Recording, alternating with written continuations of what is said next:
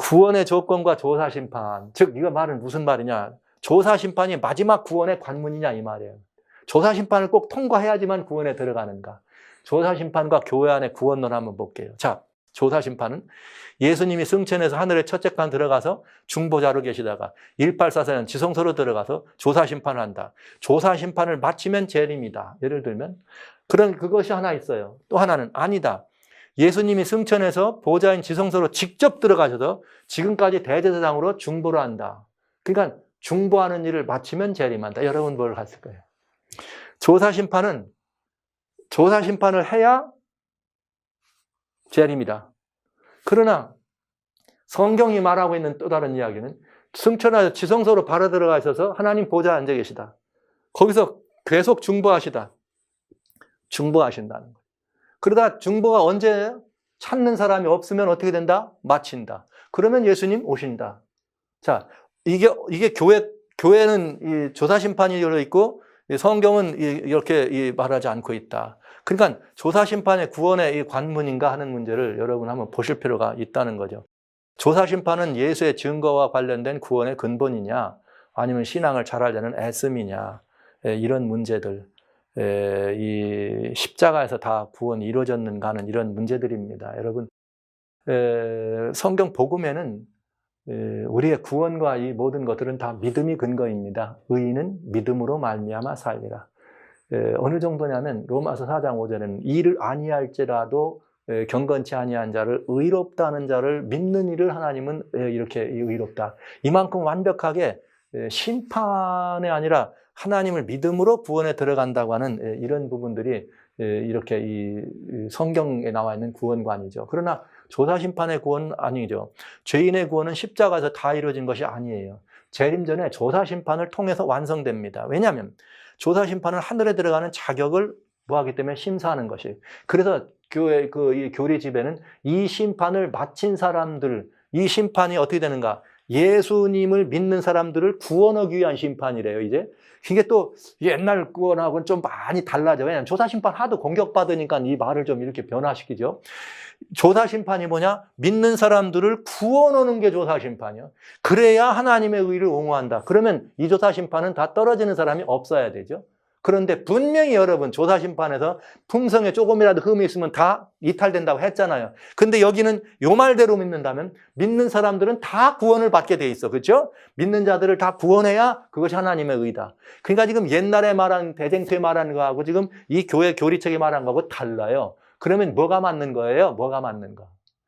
조사심판에 대한 공격을 하도 심하게 하니까 어떻게든 조사심판이 믿는 사람을 위한 거라는 걸로 지금 이렇게 희석하고 있는 거잖아요. 그럴 필요 없습니다. 그냥 조사심판이 틀렸으면 틀렸다고 하면 되는 거잖아요. 우리는 그런 부분에 대해서 너무 이게 듣는 우리들을 이렇게 바보로 보시는 것 같은 느낌이 들잖아요. 즉, 말하자면 조사심판이 맞춰야 구원이 확정돼. 이 말로 했어도 틀리는 게 뭐냐? 그때 하나님의 공의로 오기 때문에 하나님의 그래도 공의가 오고 돼야지만 하나님께 충성해온 자들이 하늘나라를 얻을 것을 뭐한다? 선언한다. 그러니까 그제서야 구원이 완성된다 이 말이에요. 그러니까 조사심판이 맞춰야 구원이 확증되는 것이에요. 조사심판이 맞춰야. 왜냐? 조사심판을 끝내야 속죄가 어떻게 되는 거예요? 완성되기 때문에. 그래서 조사심판은 남은 속죄를 한다고 한 거 아십니까? 자, 그런데 그렇게 해야지만 이렇게 주님이 끝난다 그러는데. 그러면 이번에는 한번 보죠. 주님의 이렇게 성경적인 얘기를 한번 보시죠. 그 뭐냐면 중보의 최후 국면이라고 믿는 것과 구원의 관문이 조사심판을 믿는 신앙에 무슨 차이가 있느냐. 즉 중보가 맞은 말은 십자가 이룬 승리의 공로를 지속해서 나눠주는 것이 중보입니다. 계속해서. 그러니까 여러분 조사심판이 있어요. 만약에 지금 조사심판이 있다고 가정하자고 있어서 우리를 조사심판해도 여기서 뭔가 부족해서 우리가 여기서 이 부족한 거를 채우려면 뭘 힘입어야 돼? 십자가의 공로를 힘입지 않고는 안 되는 거죠. 그러니까 이게 참 모순입니다. 자, 보시죠. 예수님의 십자가에 있는 중보의 고뇌를 힘입어서 나는 끝까지 가면서 구원에 들어간다. 이렇게 믿는데 아니다. 조사심판 받아야 된다. 조사심판 받으러 왔어요. 왔더니 너 부족하네? 어쩌라고요? 십자가로 가라. 그럼 다시 십자가로 가네. 이런 일을 지금 우리가 하고 있다는 거죠. 여러분 이게 정말 대단히 이상한 거 아니에요? 조사 심판이 있든지 없든지 예수님 십자가에서 이루어진 속죄의 공로만이 우리를 구원의 길로 들어갑니다. 여러분, 이 속죄의 공로만이 우리를 변화합니다. 그 속죄의 공로 예수님만이 우리를 완성시킬 수 있습니다. 그러면 굳이 조사 심판이라고 하는 그걸 만들어서 거기에 집어넣었다가 다시 빼놓을 이유는 뭡니까? 그러니까 이것은 아니고, 있다고 하더라도 십자가에서 둘은 만나게 돼 있어요. 그러니까 십자가에서 구원은 완성되는 거죠. 그래서 조사 심판은 구원의 조건이 아니에요. 반드시 통과할 의무 규정도 아니라는 거죠. 이게 왜냐? 지금 주님 십자가 이후에 현재까지 구원을 위한 중보 사역을 멈춘 적이 없어요. 언제까지? 오실 때까지. 오시면 오시는 거예요. 그러니까 조사 심판이 있다고 믿는 사람들이 있다 하더라도 그 심판에 살아남을 사람은 반드시 뭐 해야 돼요? 십자가의 공로와 주님의 중보 덕분이라야 된다 말이죠. 그러니까 주님의 중보가 계속되고 있다. 난 중보의 공로를 의지해서 구원에 들어왔다고 얘기하는 거하고, 아직도 이 주님의 공로는 이제 중보가 마치니까 이제는 심판만 남아가지고 이렇게 심판을 했다가는 이건 좋지도 옳지도 않잖아요. 십자가로 될 것을 왜 다른 것 조사심판이라는 이름으로 얽매여서 구원의 관문으로 조사심판을 놓느냐 이 말입니다. 구원에 이르는 길은 의인들을 향한 조사심판은 없습니다. 마지막까지 주님의 뭐만 있다? 중보만 있을 뿐입니다. 그래서 너희는 옷을 뭐 하지 말아라? 벗지 말라. 누가 계시기 때문에 옷을 안 벗을 수 있는 힘이 있죠? 주님의 중보가 있기 때문에요. 주님의 중보를 끝낸다고 하는 이 문제는 굉장히 그래서 무서운 문제고 무섭고도 힘든 문제입니다. 그래서 이건 굉장히 어려운 문제가 되겠습니다. 성도 여러분, 조사심판은 구원의 조건이 아닙니다. 구원의 마지막 관문이 아닙니다. 우리들의 구원의 마지막 관문은 여전히 중보하시는 예수님의 중보입니다. 그 주님의 중보가 마칠 때까지 우리의 구원은 어떻게 되어 있어요? 언제든지 우리는 이 구원을, 이 확증한 이 구원을 잃어버릴 염려가 없는 것이죠. 주님의 궁보는 얻은 구원을 잃어버리지 않도록 해주는 것이죠. 그래서 계시록 16장 15절에 옷을 벗지 말라 하는 말씀을 우리가 듣는 것입니다. 이것이 하나님의 성품입니다. 조사심판은 하나님의 성품과도 맞지 않습니다. 왜?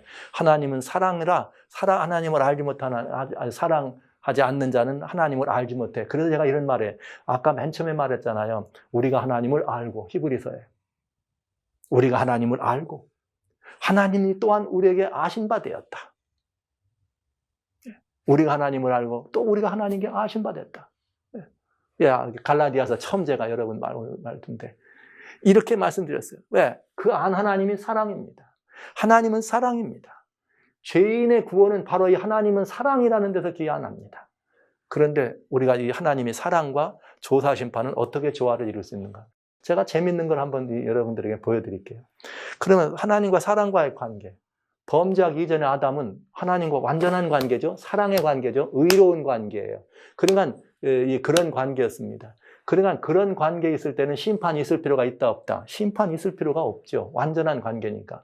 그런데 한번 보시죠. 하나님과 우리 아담 안에 있는 인간관계. 자, 타락 전 하나님과 아담은 의로운 관계, 흠이 없는 사랑의 관계예요. 그렇기 때문에 아담과 하나님 사이의 관계는 완전했기 때문에 뭐가 없어요? 심판이 필요가 없습니다. 네. 하나님과의 사랑. 타락 후에 인간은 하나님과 죄로 인해서 깨어졌습니다. 완전한 관계가 안 됐어요. 죄로 이렇게 관계가 깨어졌기 때문에 생명의 관계가 아니라 끊어졌어요. 그러나 여러분, 인간은 하나님을 떠났지만 하나님은 인간을 떠나지 않았습니다. 즉, 하나님의 사랑은 끝없이 변함이 없습니다. 그래서 타락한 이후에 인간은 죽을 수밖에 없게 돼 있어요. 그러나 죽을 수밖에 없는 인간을 살리는 것이 하나님의 사랑이야. 그래서 타락 후에 하나님은 독생자를 주셔서 인간과 사랑과의 관계를 회복해 놓으셨어요. 골로새 1장에 주님 20절에 십자가로 그의 피로 하늘에 있는 것이나 땅에 있는 것이나 다 하나님과 화목되게 하시는 하나님의 뜻이 이루어진 것입니다. 그래서 인류는 예수님의 속죄로 율법의 정죄, 즉 사망이라고 하는 정죄로 해방됐습니다. 그럼 십자가 이후에 아담이와 모든 인류는 하나님과 의로운 관계에 놓였어요. 그런데 이제 이것이 역사적인 구원이라면 이 의로운 관계에 놓였다는 것을 내가 개인적으로 영접하면 그것이 누구 것이 돼요? 내 것이 돼. 그래서 십자가 이후 인류는 타락전 아담과 하나님과의 같이 온전한 관계.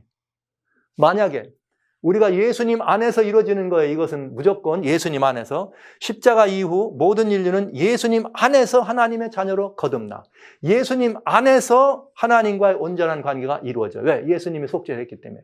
그러면 여러분, 예수님과 완전한 관계에 있다면 하나님은 여전히 우리가 사랑이죠. 그러면 여러분, 하나님과 온전한 관계에 있다면 타락하기 이전에 누구와 같은 관계? 아담과 같은 관계. 거기에는 심판이 없습니다.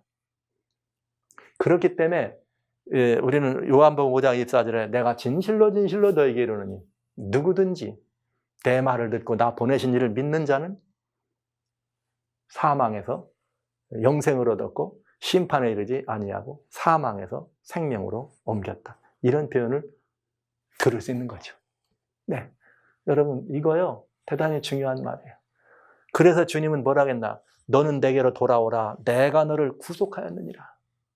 이 십자가에서 예수님이 이루신 일을 오늘 여전히 우리에게 하시는 말씀이에요.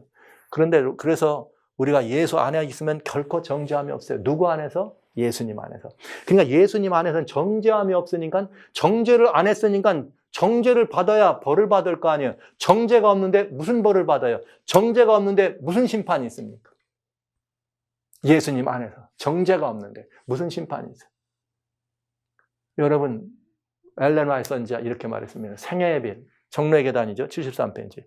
우리가 그렇게 하나님께로 돌아오면 한 번도 죄를 범하지 않은 것처럼 우리를 받아주신다. 아멘. 할렐루야. 한 번도. 이 말은 아담과 하나님의 오리지널 관계가 똑같은 관계가 된다는 것이죠. 그 말은 달리 말하면 무슨 관계인가? 그 말은 정죄하지 않는다는 뜻이에요. 그 말은 심판이 없다는 뜻이에요. 성도 여러분. 제가 제 얘기를 드리지 않고 증언과 성경에 있는 이 모든 말씀만 가지고 여러분들에게 변증하라는 이유는 바로 이것입니다. 성경 밖에는 우리가 안심하고 따를 만한 지도자가 없습니다. 성경 밖에는 우리의 길을 밝혀줄 수 있는 등불이나 빛이 없기 때문입니다. 예수님 안에서 어떻게 되느냐? 완전한 회복의 관계에 우리는 들어온 것입니다. 범죄 이전의 아담과 같은 관계가 다시 회복된 것입니다. 거기에 남은 무엇가 없어요? 심판이 있을 수가 없습니다. 왜냐하면 한 번도 죄를 범하지 않은 것처럼 우리를 받아주시니까요. 예수님 안에서 우리는 하나님과 화목된 관계입니다. 이것이 이 하나님의 이 모든 것을 이뤄가는 것이죠. 그래서 이것은 하나님의 성품이에요. 그러니까 여러분 주님의 중보인가 심판인가 이렇게 말할 때 우리는 또 이걸 볼 수 있어요. 구원과 심판이 뭐냐? 구원이 뭘까요? 심판을 피해서 죄의 삭신 사망이에요. 그 사망에서 피해서 영생을 얻는 게 구원이잖아요. 그러니까 사망이라고 하는 심판을 그 정죄되면서 다른 말로 심판에서 피하게 되는 게 구원이에요. 그래서 세 천사 기별의 첫째가는 기별이 뭡니까? 영원한 복음, 하나님을 영광 돌리고 하나님을 이렇게 영광 돌리라. 왜냐? 심판할 시간이 이르렀다. 하늘과 땅과 물들의 근원을 만드니 경배하라 하더라. 이 말은 심판을 피해 나오라 이 말이잖아요. 그럼 심판을 피해서 우리가 나왔으면은 심판을 피해 나와야 돼. 그것이 구원이에요. 구원이란 뭐냐? 심판을 피해 나오는 것. 그래서 우리가 심판을 피해 나왔어요. 나왔는데 그래갖고 심판 피해 나오라 그랬더니 피해 나온 사람을 또 심판한다면 말이 아니잖아요. 하나님은 회전하는 그림자도 없으신 분인데 여러분 하나님이 말이죠. 너 내 아들 예수 믿어라. 내가 아들 죽였다. 내 믿어라. 그럼 너는 이제 나하고 다 깨끗하다. 너 죄 없어. 넌 사망에서 다 생명 옮겼어. 그렇게 해서 우리를 불러내시고 또 아드님 예수님은 또 우리를 또 여전히 보좌에서 계속적으로 우리를 위해서 중보하시고 보혈의 공로를 입혀주시고 이렇게 하면서 우리를 계속 다 세워줘요. 그러더니 하나님 마음이 변했어. 그런데 하늘나라에 들어와야 되는데 어디 보자. 잘 믿은 남 믿은 오라고 할 때는 그냥 와서 자니자리에 들어오라고 해서 그냥 왔더니 그냥 아들 오셔서 옷을 주셔가지고 입고 들어왔더니 보자 옷은 입었지만 그 옷 입었는데 네 속마음이 진짜인가 아닌가 보자. 그래갖고 내쫓는 게 혼인잔치. 너 그런 생각으로 우리가 하나님을 믿는 것은 인본주의적이고 도덕적 하나님에 관한 이야기입니다. 잘잘못에 따라서 무엇인가 우리의 그 상급과 이런 것들이 거기에 주어지는 것이 아니에요. 주권 하나님의 얘기는 무슨 하나님이냐? 그리스도이신 예수님 안에 있느냐 없느냐? 안에 있기만 하다면 우리의 모든 것에 어떠함에도 불구하고 우리는 완전히 하나님 앞에 흠도 없고 점도 없고 온전한 사람으로 보아주시는 것이 주권적인 은혜요. 하나님의 주권적 사랑입니다. 우리는 이것을 잊어버리면 안 되죠. 자, 이렇게 보죠. 아들 예수 믿으면 의롭다, 죄 없다, 심판 벗어나신 그 하나님이, 아들 믿으면 심판에 벗어났다 했던 그 하나님, 왜 다시 그들을 죄인으로 세워놓고 조사하고 심판하려고 하느냐.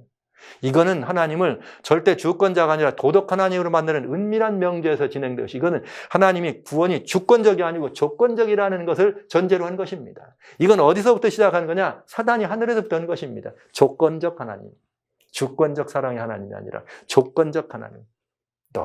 하나님의 사랑은 절대 주권적입니다.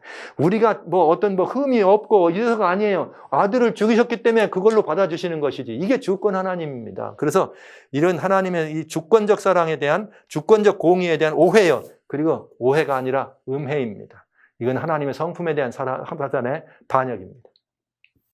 그래서 하나님의 성품에 대한 음해와 반역이다. 왜냐? 지금으로 하면 천주교죠. 이전 교회는 개신교까지 영원지옥, 예수천당, 이거 말잖아요. 영원지옥을 만들어가지고 막 이렇게 이 사람들을 이렇게 협박했잖아요. 믿게 들으라고. 예수천당 불신지옥?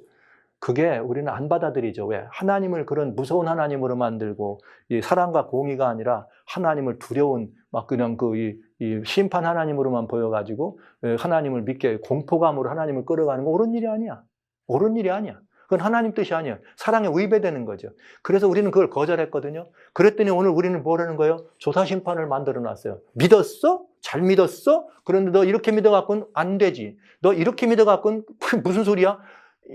그런 사람은 심판도 또 받아요. 이렇게. 재앙 속에서도 받고 나중에도 또 받고. 이렇게 하는 것은 마치 우리 이 교회가 조사심판을 가지고 신자들을 다시 한번 걸른다고 얘기하는 것은 개신교회나 구교가 만들었던 예수천당 불신지옥과 똑같은 얘기입니다. 그러니까 우리는 잘 믿어야 천당 가는 거고 이대로 믿으면 안 된다는 얘기잖아요. 이거는 아니다. 이건 하나님의 이런 얘기하고는 전혀 다른 얘기가 되겠습니다. 이제 그건 아주 중요한 하나님에 관한 문제이기 때문에, 성품에 관한 문제이기 때문에 여러분, 우리 교회가 예수천당 불신지옥, 옳은 말 같지만 믿지 않는 이유는 하나님을 뭐로 만들기 때문에, 폭군으로, 파시스트로 만들기 때문에 우리는 받아들이지 않죠. 왜? 그건 하나님의 성품과 안 맞기 때문에. 그런데 우리는 조사심판을 만들었어요. 결국은 이 재림교회가 만든 조사심판은 재림교회의 예수천당 불신지옥과 똑같은다는, 여러분 생각해 보시기 바랍니다. 하나 더 마지막으로 보겠습니다.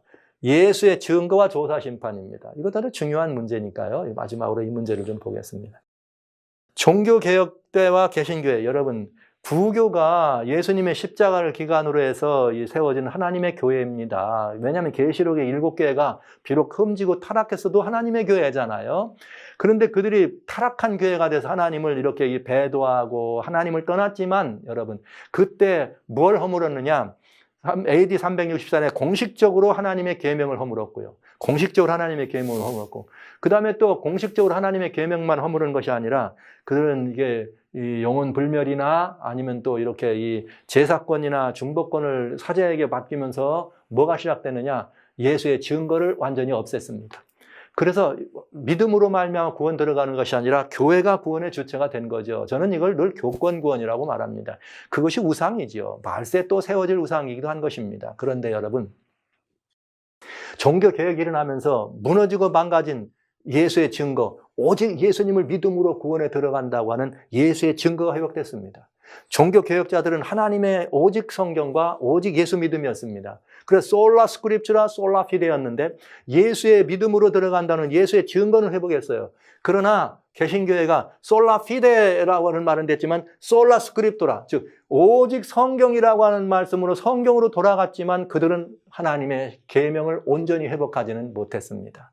그래서 하나님께서 이 개신교회가 그것을 온전히 회복하지 못하고, 오히려 개신교회는 오히려 예수의 증거, 예수의 믿음은 회복했지만 하나님의 계명에 대해서 구교가 만드는, 우리가 바꿨다 이렇게 말하는데, 개신교는 그걸 갖다가 아니다, 이게 부활을 기념하는 것이 옳은 일이다 해가지고 더 이렇게 하나님의 계명이, 넷째 계명을 유린하는 걸 우리가 보잖아요. 그러니까 하나님께서는 이미 예언의 말씀대로 마지막 때에 이제 그 종교 개혁을 통해서 흘러나온 여자, 여자들을 통해서 결국은 남은 백성, 여자의 남은 자손을 탄생시키는데 그들로 하여금 뭘 하려고요? 하나님의 계명과 예수의 증거를 회복하려고 그들을 탄생시킨 것입니다.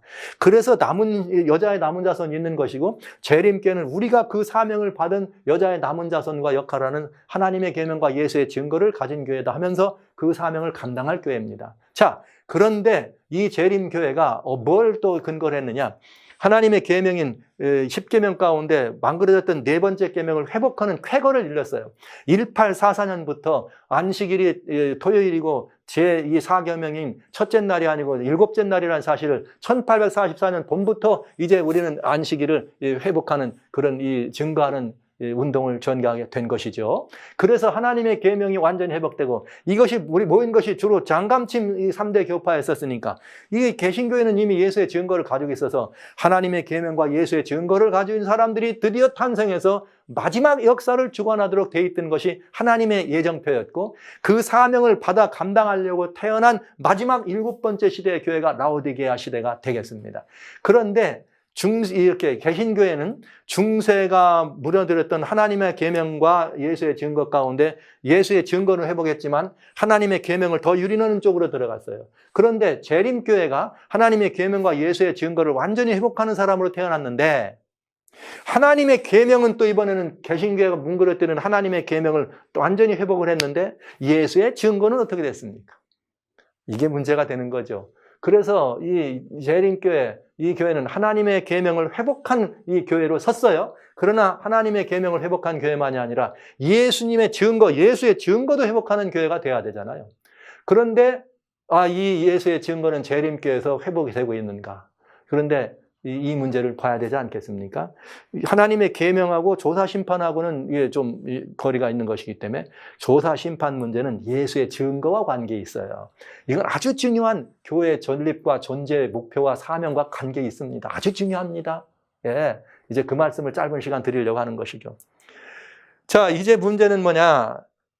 이 재림교회는 계명의 회복과 함께 회복된 예수의 증거를 굳게 하고 있는가? 사실인가 제가 질문하는 거예요. 여러분, 하나님의 계명 안식일 맞죠? 예수의 증거는 가지고 계십니까?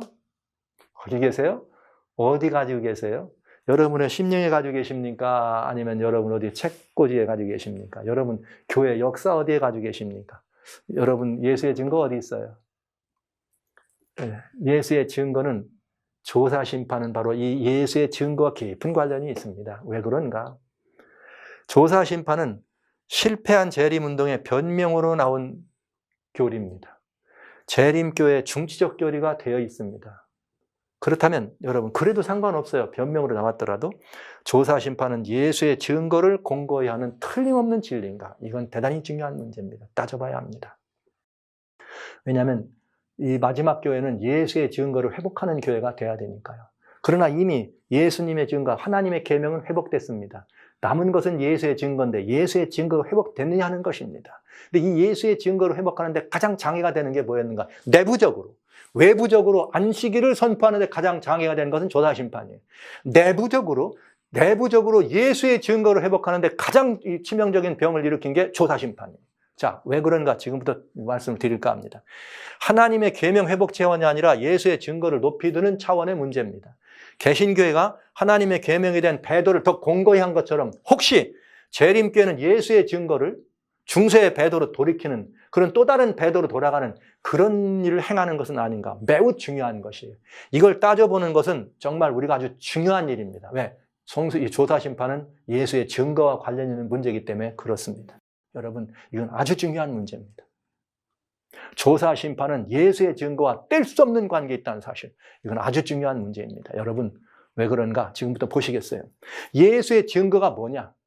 여러분 솔직하게 말씀드리면 우리는 예수의 증거, 그럼 엘렌 화이트와 그의 저사들, 그렇죠. 그래서 우리는 예수의 증거를 내가 어떻게 합니까? 내 심령에 모시고 나의 삶을 통해 나타나는 것이 아니라 책꽂이에 꽂아놓고 있어요. 언젠가 제가 그 말씀 드렸어요. 성경 책을 가지고 있는 것이 하나님의 말씀을 가진 것인가? 아니라 여러분들의 서고의 예언의 신을 가진 것이 내가 예수의 증거를 가진 것이냐? 아니라고요. 똑같은 말입니다. 성경 책만 집에 있으면 예수의 증거를 하나님의 말씀을 가졌다고 한다면 이 세상의 모든 사람은 다 하나님의 말씀 가진 사람들입니다. 아니잖아요. 또 이번엔 반대로 우리 교회 안에 어떤 훌륭한 사람이 있기 때문에 그 사람이 훌륭한 교회입니까? 아니. 예수의 증거를 가진 어떤 사람이 우리 교회에 있기 때문에 나도 예수의 증거를 가진 것입니까? 아닙니다. 예수의 증거는 절대적으로 개인적인 것입니다. 왜 그런가? 지금부터 말씀드립니다. 성경은 이렇게 말합니다. 예수의 증거가 뭔가? 예수의 증거는 사도 요한이 핍박을 받아서 반모섬에 유배된 원인이죠. 자, 여기 거기부터 보면 돼요. 계시록 1장 9절, 나 요한은 너희의 형제다. 그런데 예수의 환난과 나라와 참음에 동참하는 자인데 하나님의 말씀과 뭐 계명이라고 해도 좋고요. 예수의 증거를 인하여 반모란 섬에 있었다. 네, 요한이 예수의 증거를 가졌어요. 그런데 여기 뭐라고 했는가? 나 요한은 너희의 형제다. 그런데 무엇 때문에? 예수의 증거 때문에 가졌다. 그 예수의 도대체 무슨 증거를 가지고 있을까? 요한이 가진 예수의 증거는 도대체 무엇일까? 도대체 증거를 요한이 가졌단 말은 이 증거를 가졌단 말은 요한이 증인이란 말이잖아요. 그러니까 증인을 없애는데 요한이 이렇게 귀양 간 거잖아요. 증인을 없애려고 했기 때문에. 그러면 이제 우리가 요한이 이 증거란 증인이 가진 것이 증거이기 때문에 증인에 대한 걸 살펴보면 알아요. 그러면 증거가 뭔지를 알 수 있죠. 그럼 예수의 증인이란 뭐냐 이거예요. 예수의 증거란 예수의 증인이 가진 것이 예수의 증거라 이 말이에요. 예수의 증거란 예수님의 증인이 가진 것이 예수의 증거다. 누가복음 24장 44절 48절에 이렇게 돼 있네. 이게 예수님 부활하신 다음에 엠마오로 가는 두 제자를 만난 다음에 그 두 제자에게 풀어서 말씀하시면 다시 돌아가 제자들과 함께 만난대. 어디로 돌아갔을 것 같아요? 이 제자들이 어디에 모여 있을 것 같아요? 어디에 숨었을 것 같아요? 틀림없이 이 집은 마가의 다락방, 마가 집이죠. 틀림없습니다. 마가의 집일 겁니다. 내가 너희와 함께 있을 때에 너희에게 말한 바 곧 모세 율법과 선지자의 글과 시편에 나를 가리켜 기록된 것이 다 이루어져야 된다. 즉 선지자들이나 이 선지자들에게 한 말이 다 예수님을 향해 가리킨 것, 예수를 향해 가리킨 것이 이루어야 된다. 근데 그 내용이 뭐냐? 그 가리킨 내용이 그 가리킨 내용이 뭐냐? 이같이 그리스도가 고난을 받고 제3일에 죽은 자 가운데 살아날 것과 고난이에요. 첫째. 십자가의 죽음을 말했어요. 그 다음에 제3일에 죽은 자 가운데 부활입니다.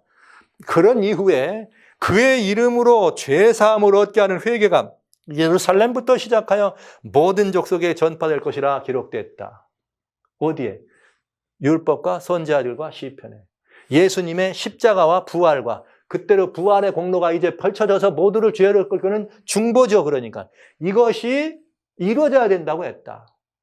그런데 죽고 부활하고 또 그래서 집도 나가야 될 이 모든 것들에 너희는 증인이라.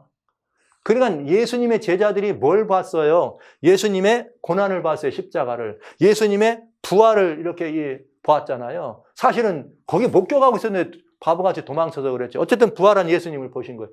이제부터는 이 예수가 그 보혈의 공로로 우리를 다 모든 죄에서 살렸다는 사실을 어떻게 해야 돼? 증거해야 되잖아요. 그 일을 할 수 있는 증인이라.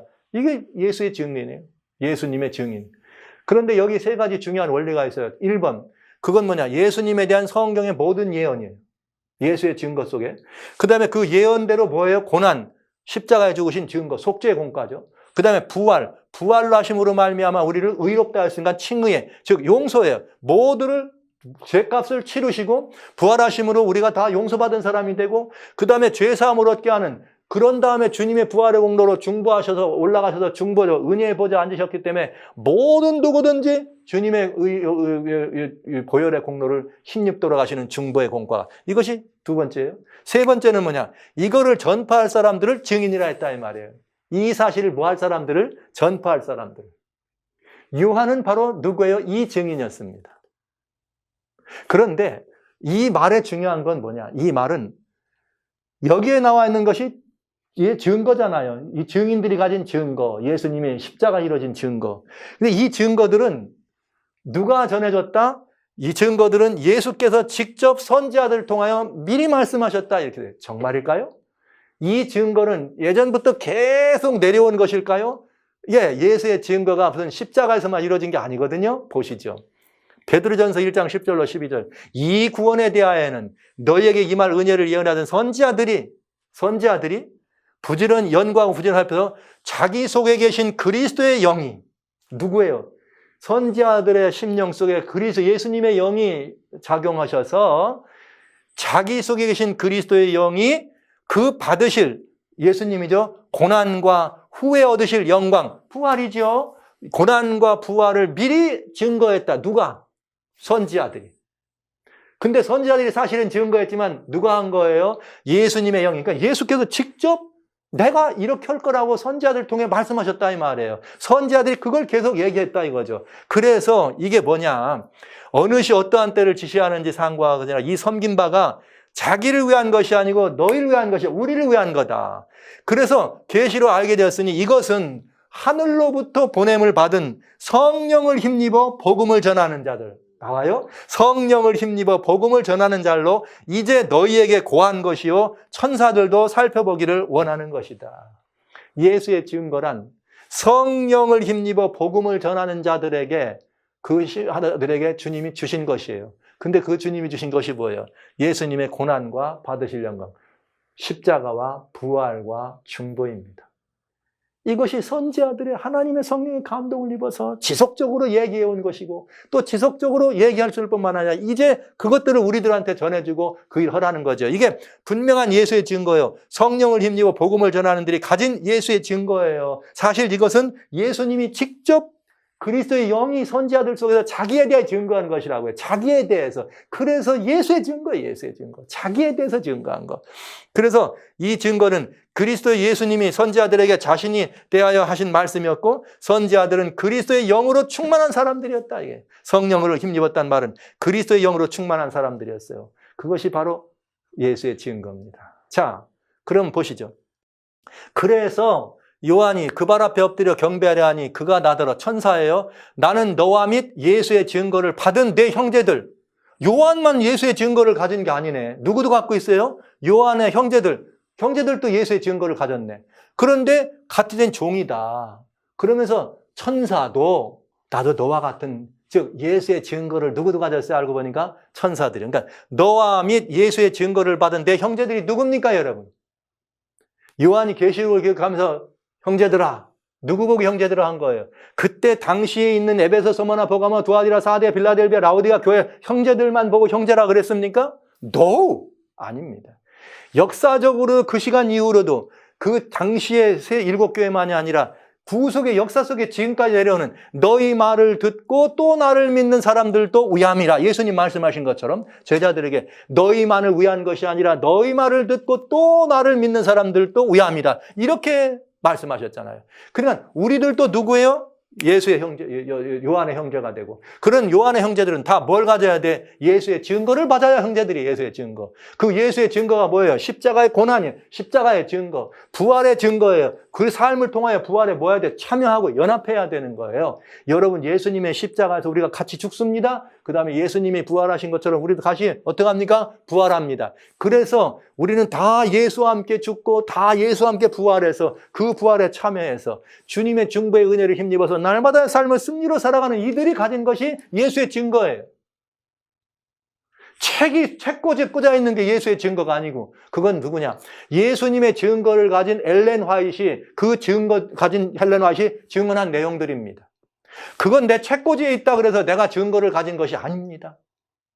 성경책을 책꽂이에 놨다고 내가 하나님 말씀을 받은 것이 아닌 것처럼 그 증거는 우리도 우리 심령 속에 그 말씀들을 듣고 우리도 거듭나고 예수님 영접해서 이래야 예수의 증거를 가진 사람이 되는 거죠. 그래서 예수의 증거는 예수께서 처음부터 선지자를 통해서 미리 전파하신 것이에요. 언제 무슨 1844년 이후에 그게 아니고요. 그리고 믿는 모든 자에게 비치는 구속의 공로죠. 하나님의 의와 사랑이 드러난 결정적인 증거가 예수의 증거예요. 그러니까 이 증거는 사단이 가장 미워하고 이 사단이 가장 없애기를 원했던 그런 증거지요. 이 증거를 갖는 것만이 우리가 이길 수 있는 증표인 것입니다. 너무나 중요한 이야기. 너무나 중요한 이야기. 이것이 예수의 증거입니다. 그런데 우리는 엘렌 화이트이 쓴 글과 그분을 우리 교회가 이 훌륭한 예수의 증거를 가진 분을 가졌다 그래서 우리가 예수의 증거를 가진 사람들이 이렇게 말하면서 어린아이들이나 아주 참 무지한 사람들이나 그렇게 얘기할 수 있죠. 여러분. 참 안타까운 일입니다. 안타까운 일입니다. 한국에 현대자동차가 회사가 있습니다. 그런데 나는 예를 들어서 차를 갖고 있지 않습니다. 그렇지만 제가 다른 나라 사람 보고 한국의 현대자동차가 우리나라에서 만든 거 나는 현대자동차를 가진 사람이야 이렇게 말할 수 있나요? 아니잖아요. 마찬가지 말입니다. 우리는 이 문제에 대해서 자유롭지도 않고 지금까지 굉장히 이 개념에 대해 솔직하게 침례 증서에도 그것이 예수의 예언의 신이요 예수의 증거요 그걸 믿지 않으면 안 되는 걸로 가르쳤고 배워. 그거는 아닙니다. 성경은 너무나 분명하게 예수의 증거가 포함되어 있습니다. 그래서 1844년 이후에라야 예수의 증거를 가진 사람이 태어난다면 요한이 어떻게 예수의 증거를 가지고 요한과 같은 형제된 종들이 어떻게 예수의 증거를 갖겠습니까? 그런데 그 예수의 증거는 옛날부터 벌써 선지자들을 통해서 그리스도의 영이 그리스도께서 자기가 당할 일을 미리 말씀해 준 것이 자기의 증거라. 어디서 뚝 떨어진 사람들처럼 우리에게 독특한 사람을 만들기 위해서 이렇게 하는 것은 의로운 일로 옳은 일, 좋은 일이 아니옵시다. 그러면 잘 보세요. 왜 사단이 그렇게 핍박할 수밖에 없었는가? 이유가 그거 아닙니까? 예수의 증거를 없애뜨리려고 한 거. 성령이 너에게 임하면 너희가 권능을 받고 예루살렘과 온 사마리아 땅 끝까지로 내 증인 되리라. 그럼 이 증인이 뭘 갖고 가야 돼요? 예수의 증거를 갖고 나가야죠. 온 세상이 예수의 증거를 갖고 나가야 안 됩니까?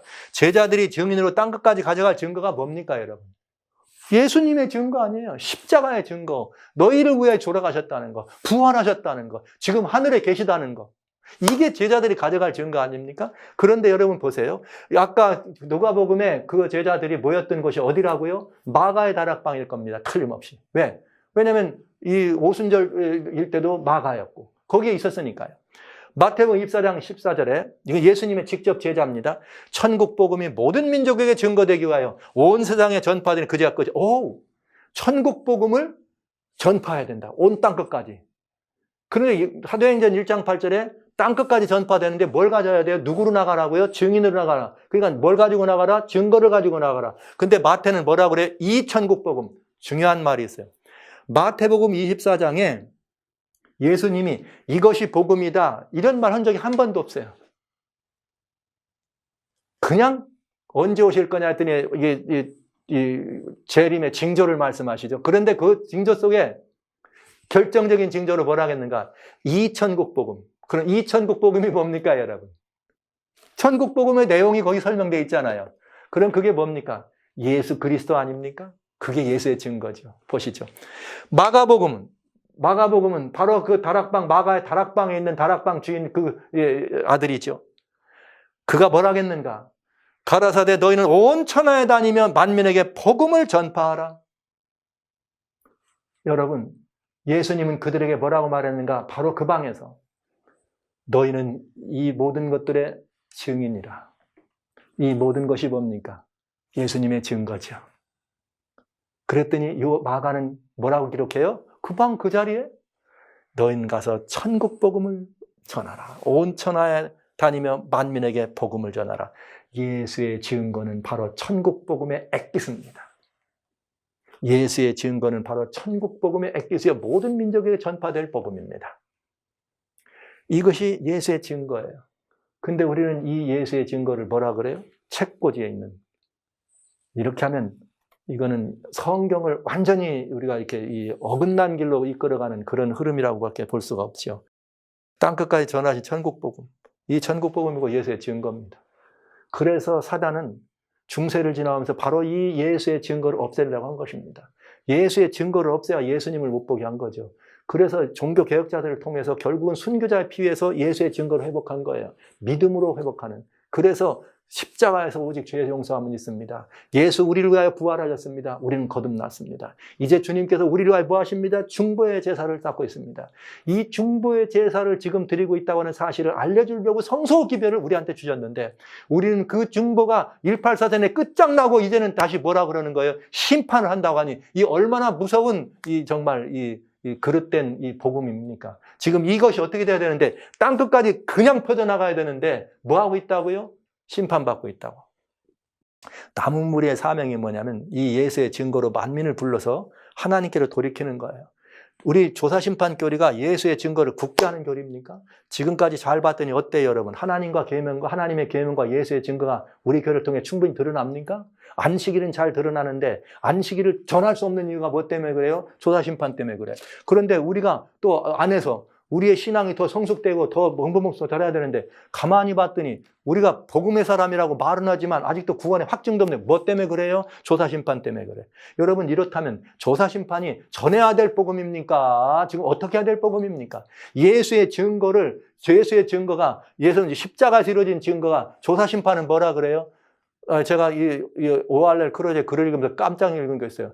십자가에서 어톤먼트, 구속은 일어나지 않았다. 제가 그 말을 듣고 정말 이거를 우리가 더 읽어야 되나 이런 생각을 가면서 그 책 읽었어요. 왜? 여러분과 같이 이 말씀에 이 부족함이 있다는 걸 밝혀드리기 위해서 할 수 없이 읽었어요. 그게 왜 읽었다고요? 십자가에서 구속은 전혀 일어나지 않았다고까지 말하는데 그게 복음 아니잖아요. 그거를 제가 말이죠, 보면서 여러분, 그런 책에서 나온 것이 성소교리라면 여러분 무슨 생각입니까? 그건 배도예요, 배도. 이건 회개의 제목입니다, 여러분. 큰 외침이라고요? No! 조사심판은 큰 외침의 제목이 아닙니다. 회개의 제목입니다. 대실망을 변명하려고 만들어진 아주 중요한 이야기란 사실이죠. 예수의 증거는 십자가에서 죽으신 증거의 속죄의 공과예요. 부활의 증거입니다. 그래서 칭의의 공과가 우리에게 덮여준 것입니다. 우리를 의롭다 하시고 부활하시고, 그 다음에 그 죄사함을 얻게 하는 중보의 공과에 여전히 믿음으로 승리하게 하시는, 그래서 우리의 이 하나님 천국까지 행진하는 일에 언제든지 힘이 되주는 이것이 예수의 증거. 이것이 천국 복음이고 땅끝까지 전해야 될 복음입니다. 그런데 1844년에 생겨난 하나님의 남은 백성들이 이 복음을 가렸어요. 뭘로요? 조사심판으로. 구속은 십자가에서 이루어진 것이 않았다.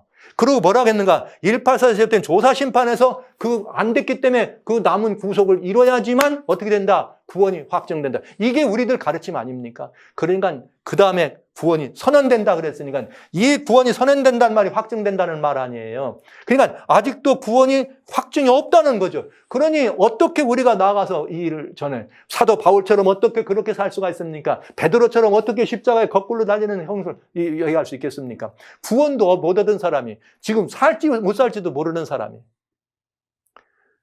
조사심판은 어마어마한 예수님의 증거를 우리의 목전에서 희석시키고, 전혀 없는 건 아니죠. 예수님의 은혜가 있는 것 같지만 no! 십자가에서 이루어지지 않았다면 그건 거짓말입니다. 저는 단호하게 여러분에게 말씀드릴 수 있습니다. 여러분, 예수의 증거하고 조사심판은 예수의 증거를 완전히 희석시켰어요. 영원한 복음이 될 땅끝까지 전파하고 제자들로 하여금 땅끝까지 전해야 될 하나님의 계명과 예수의 증거가, 천국 복음이, 바로 이 교회가 조사심판이라고 하는 가르침들을 중추교리로 만들면서 하나님의 놀라운 구속의 역사가 지금 잠재되어 있다는 사실에 대해 우리는 회개해야 합니다. 이건 피할 수 없는 우리의 회개의 제목이 되겠습니다. 성도 여러분, 조사심판은 예수의 증거를 희석하고 있습니다.